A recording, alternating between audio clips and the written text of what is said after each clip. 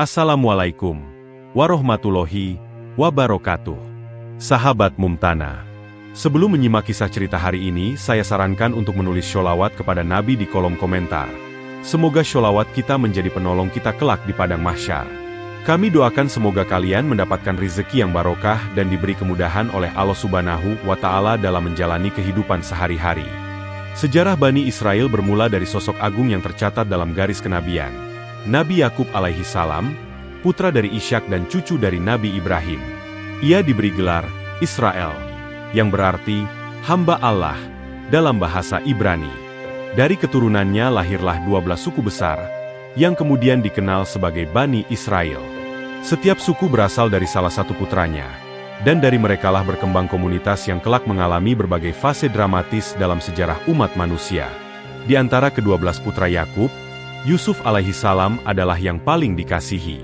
Ia mendapat mimpi kenabian sejak usia muda, yang membuat iri hati tumbuh di hati saudara-saudaranya.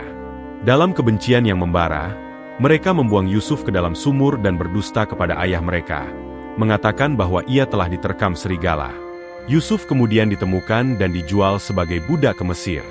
Namun takdir Allah berkata lain. Yusuf tumbuh menjadi pribadi yang beriman, cerdas, dan jujur.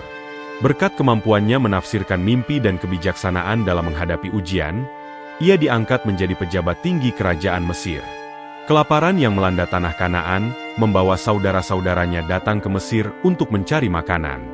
Dalam pertemuan yang menyentuh, Yusuf akhirnya mempertemukan kembali keluarganya. Nabi Yakub dan seluruh keluarganya pindah ke Mesir. Di sanalah Bani Israel hidup dalam kemakmuran dan kedamaian untuk sementara waktu, menjadi komunitas yang dihormati berkat jasa besar Yusuf terhadap negeri tersebut. Namun masa tenang itu tidak berlangsung selamanya. Setelah wafatnya Nabi Yusuf alaihi salam, masa keemasan Bani Israel di Mesir mulai meredup. Generasi baru Mesir tumbuh, tanpa mengenal jasa-jasa Yusuf yang dahulu menyelamatkan negeri itu dari kelaparan. Seiring waktu, raja baru yang kejam naik tahta, dialah Fir'aun yang melihat Bani Israel sebagai ancaman politik dan demografis. Jumlah mereka yang terus bertambah membuatnya takut kehilangan kendali. Maka ia memerintahkan kebijakan paling bengis. Setiap bayi laki-laki dari kalangan Bani Israel harus dibunuh, sementara bayi perempuan dibiarkan hidup sebagai budak.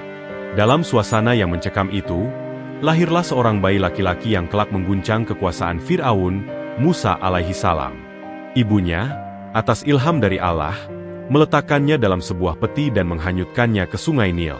Takdir Allah mempertemukan bayi itu dengan istri Fir'aun, Asyah, yang jatuh hati kepadanya dan memohon agar bayi itu dipelihara di istana sebagai anak angkat. Musa tumbuh besar di istana, menikmati kemewahan, namun hatinya tetap terpaut pada kaumnya. Suatu hari, ia menyaksikan seorang Bani Israel ditindas oleh pengawal Mesir. Dalam upaya menolong, Musa memukul pengawal itu hingga tewas. Peristiwa ini memaksanya melarikan diri ke negeri Madian, jauh dari Mesir. Di sana ia menemukan kedamaian, menikahi putri Nabi Syuaib, dan bekerja sebagai penggembala. Hingga suatu malam, di lembah suci Tua, Musa menerima wahyu langsung dari Allah. Ia diangkat menjadi nabi dan diperintahkan untuk kembali ke Mesir, menyeru Fir'aun agar tunduk kepada Allah yang Maha Esa dan membebaskan Bani Israel dari penindasan. Sebuah misi besar baru saja dimulai. Dengan hati yang tunduk dan keyakinan yang teguh, Musa alaihi salam kembali ke Mesir, membawa amanah besar dari Allah. Bersama saudaranya, Harun, ia menghadapi Fir'aun, penguasa sombong yang mengklaim dirinya sebagai Tuhan. Musa menyampaikan pesan tauhid, agar Fir'aun berhenti dari kezalimannya dan membebaskan Bani Israel dari penindasan. Sebagai bukti kerasulan, Musa menunjukkan dua mukjizat, tongkat yang berubah menjadi ular besar dan tangan yang bersinar putih bercahaya saat dikeluarkan dari ketiaknya. Namun Fir'aun tidak tunduk. Ia justru menuduh Musa sebagai penyihir yang ingin merebut kekuasaan. Maka ia mengumpulkan para penyihir terbaik dari seluruh Mesir untuk membuktikan siapa yang benar. Di hari yang ditentukan, terjadilah konfrontasi besar. Para penyihir melemparkan tali dan tongkat mereka yang tampak menjelma jadi ular-ular kecil. Tapi ketika Musa melemparkan tongkatnya, atas izin Allah, Tongkat itu berubah menjadi ular besar yang menelan semua tipuan sihir mereka. Melihat kejadian itu, para penyihir justru bersujud dan beriman kepada Tuhan Musa dan Harun. Fir'aun murka. Ia mengancam akan menyiksa mereka, namun para penyihir tetap teguh dalam keimanan. Peristiwa ini menjadi pukulan telak bagi Fir'aun, tetapi kesombongannya membuatnya semakin kejam. Melihat kondisi yang semakin memburuk, Allah memerintahkan Musa untuk membawa Bani Israel keluar dari Mesir. Dalam diam, mereka bersiap untuk eksodus besar, sebuah perjalanan penuh risiko yang akan mengubah sejarah dan menguji iman. Langkah-langkah mereka menuju kebebasan telah dimulai. Sementara di belakang, Fir'aun menyusun rencana pengejaran. Dengan hati yang tunduk dan keyakinan yang teguh, Musa alaihissalam kembali ke Mesir, membawa amanah besar dari Allah. Bersama saudaranya, Harun, ia menghadapi Fir'aun, penguasa sombong yang mengklaim dirinya sebagai Tuhan. Musa menyampaikan pesan tauhid, agar Fir'aun berhenti dari kezalimannya dan membebaskan Bani Israel dari penindasan. Sebagai bukti kerasulan, Musa menunjukkan dua mukjizat, tongkat yang berubah menjadi ular besar dan tangan yang bersinar putih bercahaya saat dikeluarkan dari ketiaknya. Namun Fir'aun tidak tunduk. Ia justru menuduh Musa sebagai penyihir yang ingin merebut kekuasaan. Maka ia mengumpulkan para penyihir terbaik dari seluruh Mesir untuk membuktikan siapa yang benar. Di hari yang ditentukan, terjadilah konfrontasi besar. Para penyihir melemparkan tali dan tongkat mereka yang tampak menjelma jadi ular-ular kecil.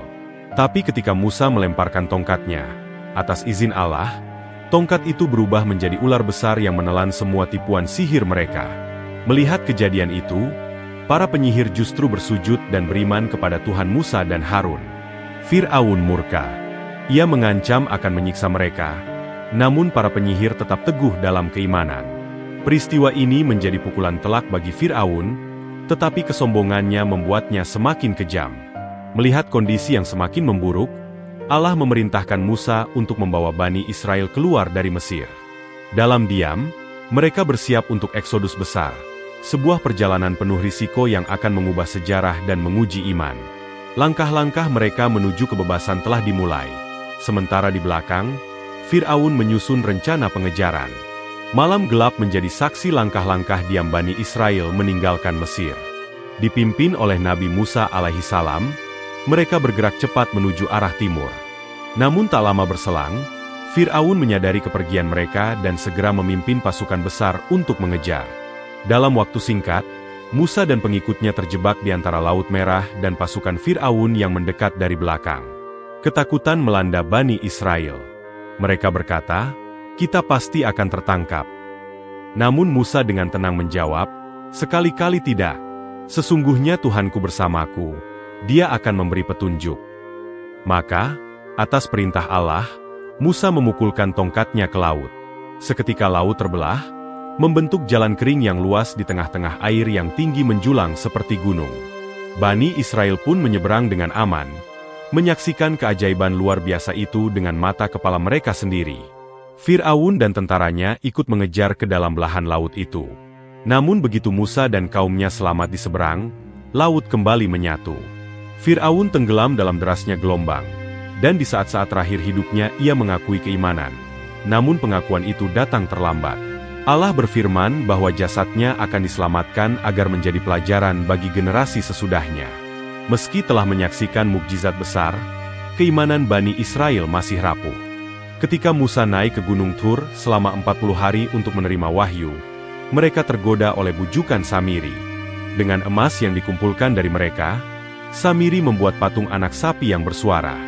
Kaum itu pun menyembah berhala tersebut.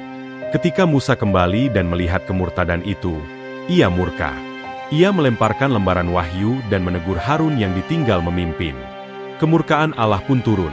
Sebagian mereka dihukum dengan kematian dan wabah, sebagai peringatan keras atas pengkhianatan terhadap tauhid. Setelah melalui berbagai ujian besar, Bani Israel melanjutkan perjalanan menuju tanah suci yang dijanjikan Allah. Di tengah padang tandus dan panas membakar, Allah tetap menunjukkan rahmat-Nya kepada mereka. Awan dikirim untuk menaungi mereka dari terik matahari, dan makanan langit berupa manna dan salwa diturunkan setiap hari. Musa pun memohonkan air bagi kaumnya, lalu Allah memerintahkannya memukulkan tongkat ke batu.